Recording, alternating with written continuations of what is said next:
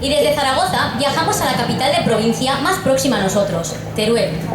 De esta provincia descienden gran cantidad de los primeros pobladores del puerto de Sagunto, y de allí provienen las raíces aragonesas, no solo de gran parte de las personas que estamos sobre el escenario, sino que seguro también de entre parte del público asistente.